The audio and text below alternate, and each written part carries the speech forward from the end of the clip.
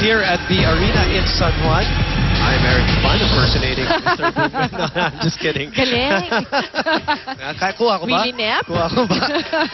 I'd like to thank Eric Tipan for sitting in for me while I was cruising down the highways. Yeah, traffic is really bad nowadays. There's a lot of breaking news happening right now also, so that explains everything. But anyway, we're here for the game between UST and University of the East. Boom Gonzalez together with Mozy Ravena. I know Victor Lopez and Bea Coronel have been working hard from the first game.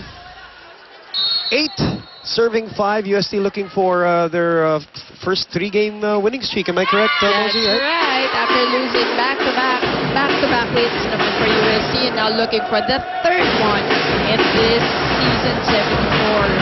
Ang UE naman they were looking for a 2-game winning streak the last time out, pero medyo kinapos sila. Rhea de Maculangan on that gift. Up now by 5 is UST. Earlier, LaSalle winning in straight sets over UP. For those who just joined us live here on Studio 23, ito po ang live and exclusive coverage ng ABS-CBN Sports UAP Women's 74 Season 74 Women's Volleyball.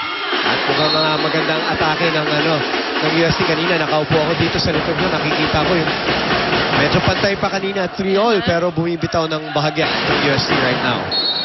Well, kanina as Victor reported, yun ang sinasabi ni Coach Oji. Ayaw niya na mangyari uli yung losing the first set in their previous game against UP.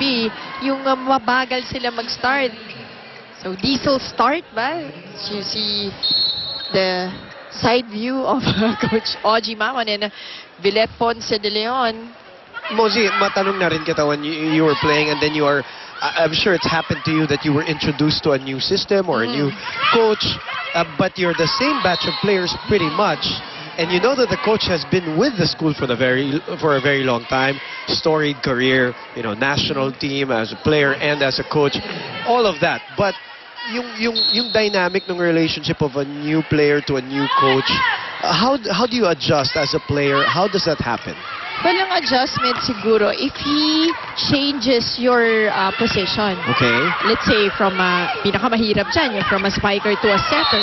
Just like si Denise Tan before. Correct. She was a spiker and then ginawa siyang setter. Yun yung, to me, that's the hardest of all. Or being a setter and then turned into a spiker. But other than that, especially when you see this personality around every time, it's hindi naman ganun kalaki yung change. It's more of yung personal change Yung nalipat ka from being a quicker to an open hitter. So it shouldn't be a problem. Oh, not really. Even so, siguro sa start lang, maybe because of amuyan. Siguro, yung may konting adjustments lang sa start, but as we can see, UST now playing really better than the previous games. And I also ask that kasi iba yung personality din ni Coach Shaq, iba rin yung personality ni Coach Oji. Kasi pwede it can change for, let's say, the better. Correct. Or hindi sila mag-respond. But the way I look at UST now, ay mukha namang nagre-respond yung mga girls kay Coach Oji Mamon. Because yun na nga yung familiarity. They would already see him with the men's team. They would know how he works. Speaking of responding, this UE Lady Warrior squad, despite what the team standings say, have responded at least in the way they play. Yung gana, yung energy, there's a system that they're following. Lumalaban sila even with the tougher teams in the league. That's so true, Boom. And then now you see a lot of players more working. Grabe, Hindi na si Quintero Sale alone. In fact, in the pregame, we mentioned that Quintero Sale only 5 points per game in this tournament. And today she's not here because of personal reasons. But you have Lucette Dow is coming back. Ang ganda kagad ng performance. And you have Bulan also. Yes. And you have Masangkay, of course. And getting better. Dizon, Ibrida. So Ibrida na parang nabaon na last year. Nagiging a team effort now for UE. At kahit na natatalo sila, nakikita naman, we've been following them for many years, and these players too, together with Caballero, just stepped in. Makikita mo talaga iba yung gana, and that sometimes is the effect of a new system, a new coach, a new kind of personality, rather. Dumidikit pa ang UE dito, 11 serving 14. For first ball for UST. How do you make up?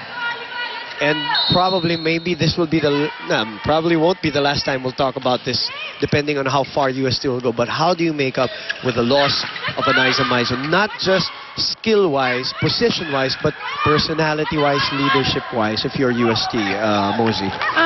Now that I'm looking at UST, Correct. the problem is that even in the presence of Ortiz, you can see this is not as type of a leader like Aiza Maizo. She's also a quiet girl, just do her thing. But it's different, and it's hard when you don't have one inside the court. So it's really something that UST should develop in this tournament. Sino nakikita mo? I mean, just from an outsider's point of view. To me, ang dapat ay si Rhea de Maculangan. Okay, siyang veterano. Yes, it's on her 5th year. Tapos, ang maganda pa, she's the setter. So, dapat madali sa kanya to be the leader. But of course, another quiet personality there. But, kailangan siya eh. Siya yung pilitin nila, Coach Ogie Mamon. Talaga to stand up and be a little bit more of a Vocal, leader for ya. Lamang pa rin ang UST dito. Oy! Help of the net, takes that point. And it brings us to our second technical timeout. 16-12 is our score. Back in a moment.